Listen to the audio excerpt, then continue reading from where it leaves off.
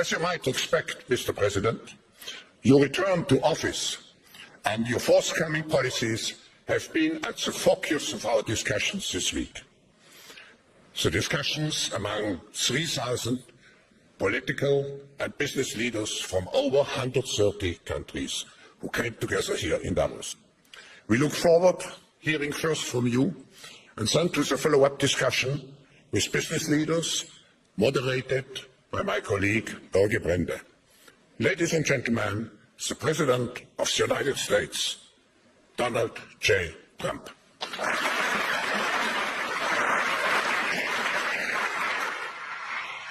Well, thank you very much, Klaus, and hello to everyone in beautiful Davos. This has been a truly historic week in the United States. 3 days ago, I took the oath of office, and we began the golden age of America. The recent presidential election was won by millions of votes, and all seven, every one of them, all seven swing states.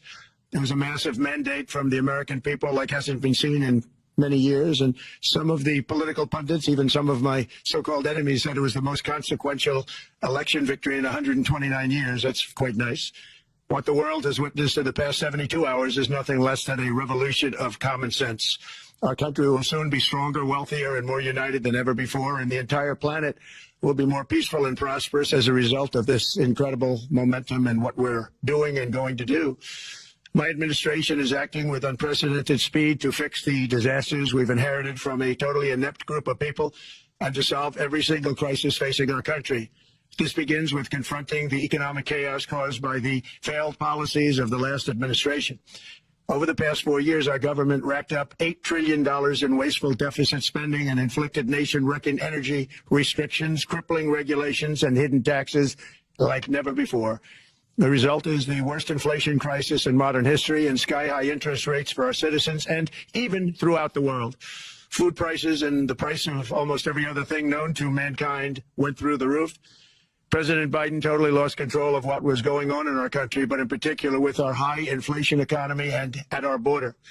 Because of these ruinous policies, total government spending this year is $1.5 trillion higher than was projected to occur when I left office just 4 years ago.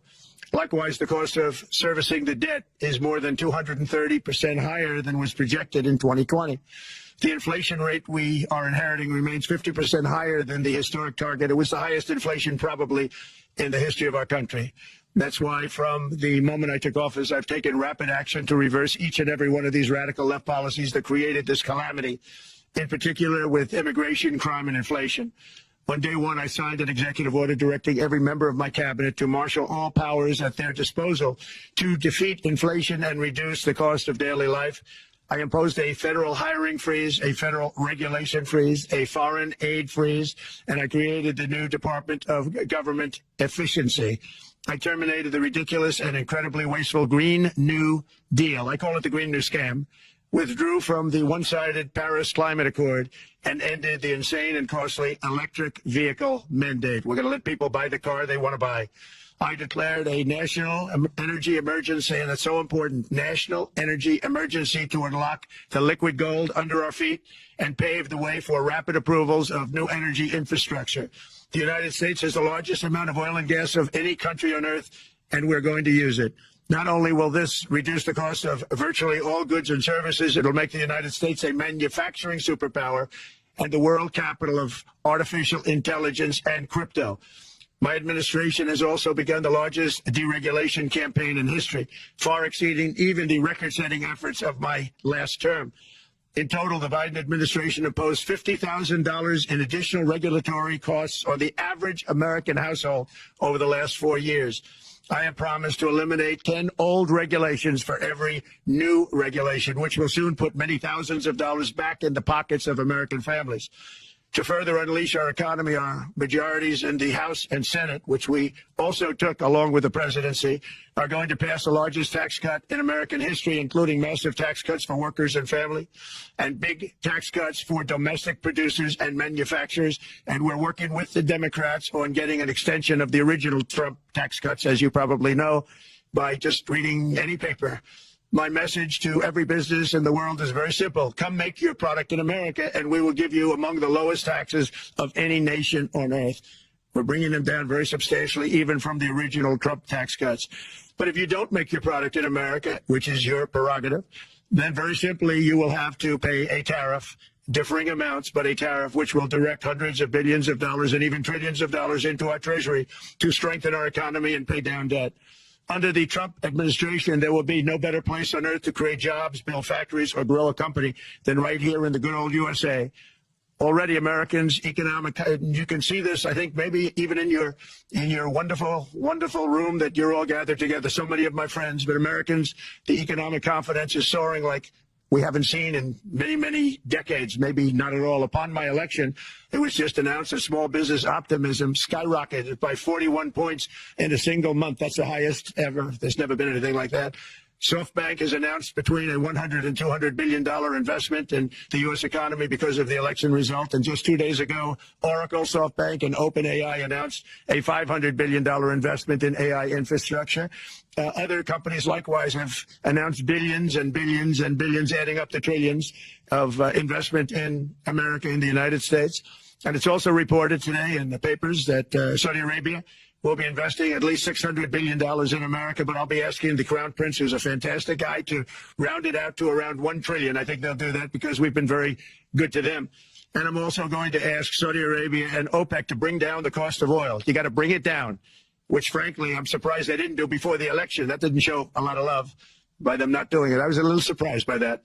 If the price came down, the Russia-Ukraine war would end immediately. Right now, the price is high enough that that war will continue. You got to bring down the oil price. You can end that war.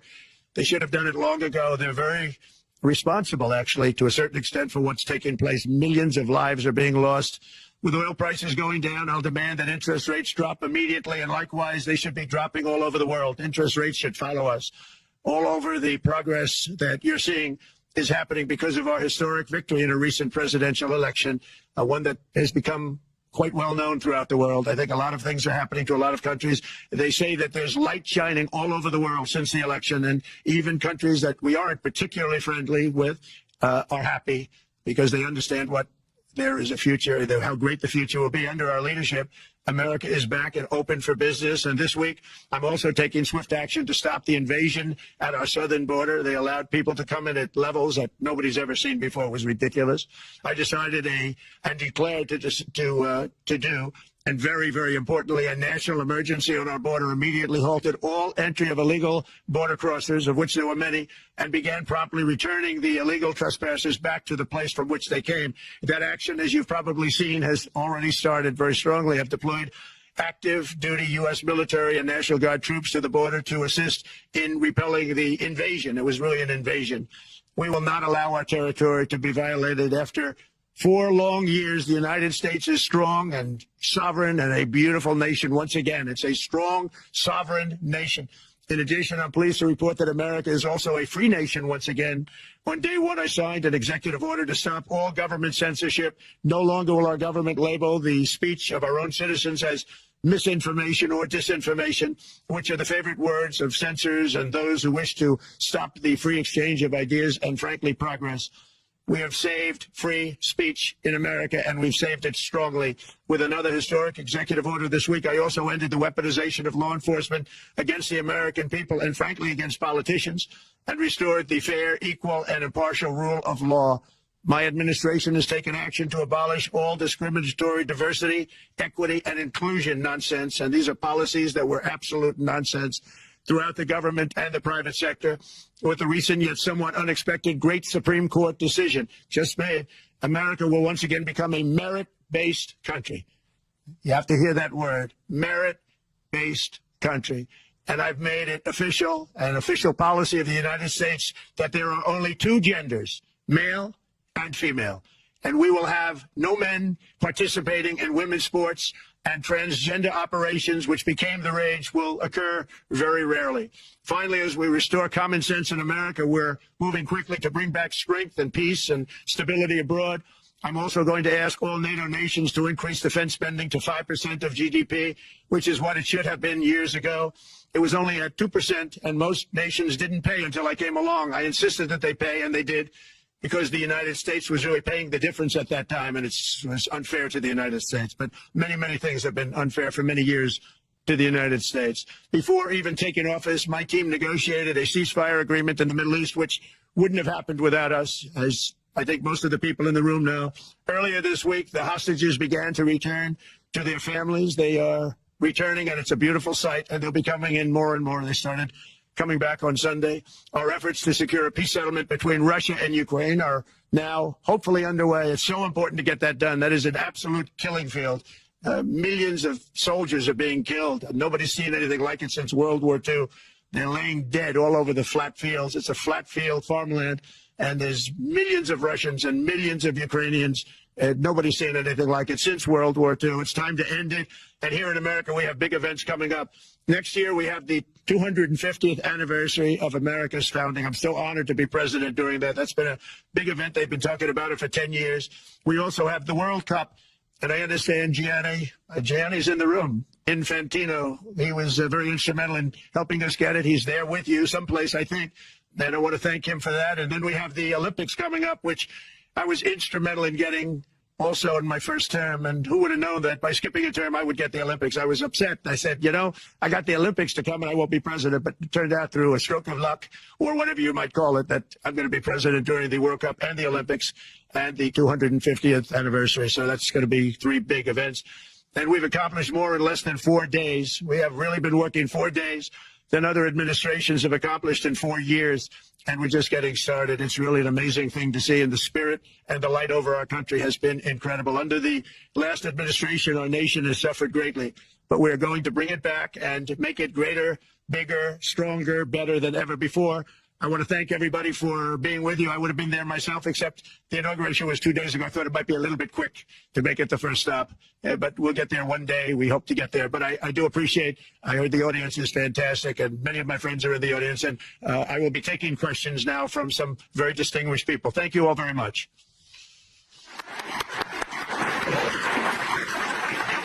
Thank you very much, Mr. President, for that very powerful speech. And I think you could hear the applause all the way from Davos to the White House. But next year it will be even better, because then you can get the applause here in Davos. So we wish you welcome to our village next year. We hope to see you.